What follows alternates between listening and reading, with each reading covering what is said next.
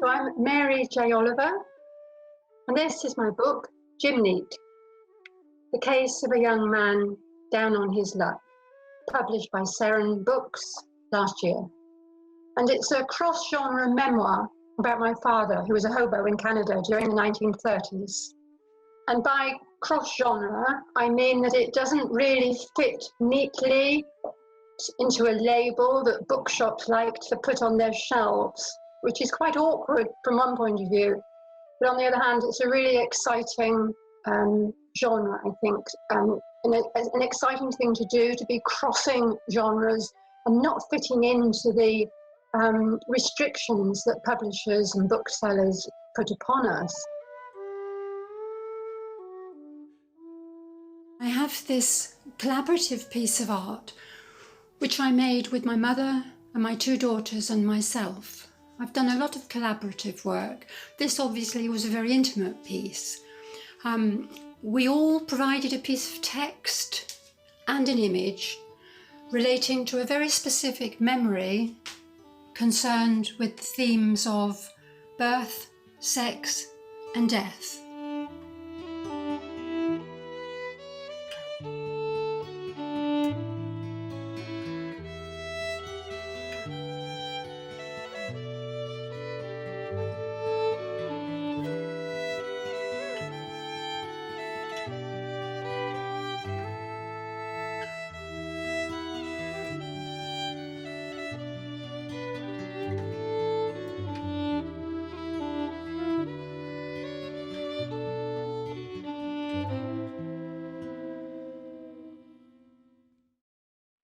So Jim Neat was born in 1904 with a club foot, and he was sent to a school for crippled poor boys. He ran away from home. He ran away to sea when he was about 15. He was en route to Western Australia, but he was forced to jump ship in Cape Town. The first poem I'm going to read to you is in the voice of a 14-year-old girl whom he met there.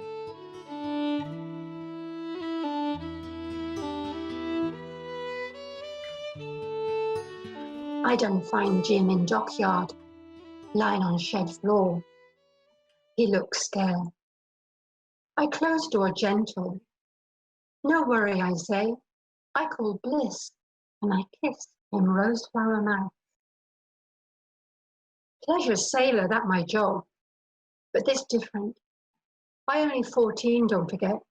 He 15, 16 most. Old sailor done rape him cabin boy every day, Jim tell me. So he jumped ship. I like your yellow hair, I say. I bring him string beans and a pear from my stepdaddy plot. Cassava and rice from ship I work night. A mango and a small pickle fish one day. He loved Table Mountain, peek upside little window while we eat and laugh a lot and roll around. Oh, bliss, he say, marry me. Then you not do this nice thing with bad men you not love. Never again. You mad sugar bush? No, I say, and throw him white arm far away. You desert ship. You got no right, no pass. Law here hang you. Liberty Bell, she in dock, and I know she sailed tonight. You go. Soon as dark. Jim and me, we go quiet from shed we lay. Crew on waterfront all busy. All girls and boys, they say bye-bye. Jim, he fly like mosquito round me. Here, there, he kiss me. Then, short time hush. Him sweet head and bliss black hands. Up gangplank he zigzag. Gone. That's Joanna. That's our seagull. She's been very friendly during lockdown. And here we have my grandmother's sewing machine. I've been using it during lockdown, making masks. And I can go outside the door, and I live in Newlyn in Cornwall, which is a busy industrial fishing village, and you hear lots of fish lorries going by, and you do actually smell the fumes from those lorries, although you get used to it. And now, since it's been so quiet, and since there's been so little activity, which is obviously dreadful for the industry, but it is lovely to go outside and smell this incredibly clean, pure air. So I'm personally lucky, like a lot of people are, and they've been able to work creatively at home. I feel very conflicted about it because I feel almost guilty about that. You know, I worry every single day and night about kids who are shut up with, you know, out of control parents with no garden. And, you know, that really bugs me. It does my head in.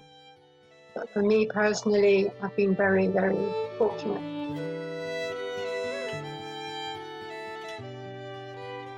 The book's divided into 3 parts, and the first 2 are all about Jim and his life, as seen from the point of view of people he met, as I said.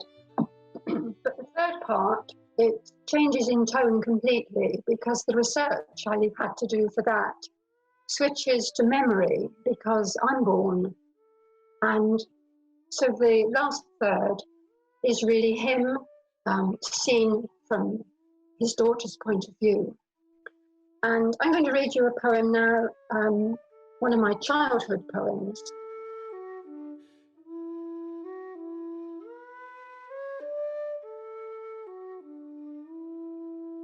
My brothers and I hear the cry of an animal. We climb through a barbed wire fence, scramble down the gully, and find a creature so young we can't be sure what it is. We take it home. I feed it milk from my fountain pen. It seems to love me, and its nose is sharp. It screeches, and its tail is red. That's definitely a little Vixen, my dad says. I love her and she's mine, I bark. In the copse, I teach her to sit, to come when called, and not to bite. In the distance, a hunting horn. I throw myself on top of her, horses' hooves shake the earth. Creeping home round the dark edge of the field, little Vixen wrapped up so tight in my cardigan she can hardly breathe. She'll have to go, she's getting too big, Dad says. Mum agrees. And she's beginning to smell. I carry little Vixen upstairs to bed, same as I always do. In the morning, she follows me downstairs, same as always. On the kitchen floor, a crate, Paynton Zoo, painted in red on the side. She's going to travel in a guard's van, alone. On the way to the station, little Vixen sticks her wet nose through the bars of the crate, bites my finger.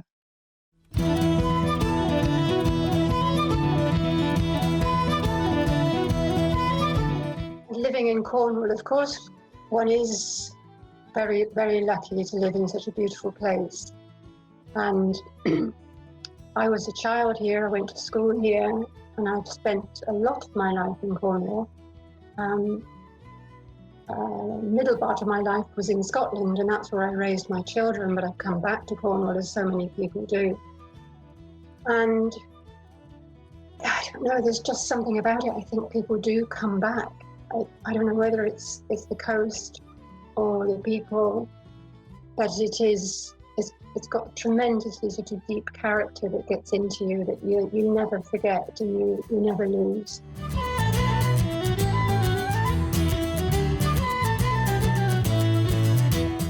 So, I'll see you at North Cornwall Book Festival.